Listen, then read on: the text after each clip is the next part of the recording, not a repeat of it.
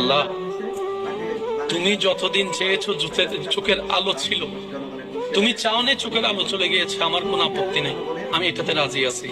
কারণ আমার দেখাটাও তোমার হুকুম, আমার না দেখাটাও তোমার হুকুম। আর বান্দার কাজ হচ্ছে রবের হুকুমে সব সময় রাজি থাকা। আল্লাহ, আমি আমার জায়গা থেকে সন্তুষ্ট। কিন্তু এখানে আল্লাহ একটু ঘটনা ঘটেছে। ওদের দাবি দেবতা আমাকে অভিশাপ দিয়েছে, আজকে যদি আমি অন্ধই থাকি ওদের কথা সত্য হয়ে যাবে। আল্লাহ, ওরা তোমার শানের ব্যাপারে, ইজ্জতের ব্যাপারে প্রশ্ন তুলেছে। আল্লাহ, ওরা তোমার নবীকে মিথ্যা প্রমাণিত করতে চাচ্ছে আমার চোখের আলো চলে যাওয়ার কারণে। আল্লাহ, আমি জোনেরার জন্য আলো চাই না, তোমার ইজ্জতের খাতিরে, তোমার হাবিবের ইজ্জতের খাতিরে আমার চোখের আলো ফেরত দাও, আমার চোখের আলো আমাকে দাও, আমার চোখের আলো আমাকে দাও। আমি যেন জগৎকে দেখাইতে পারি রবের প্রেমিক কখনো অন্ধ হয় না, অন্ধ হয় না।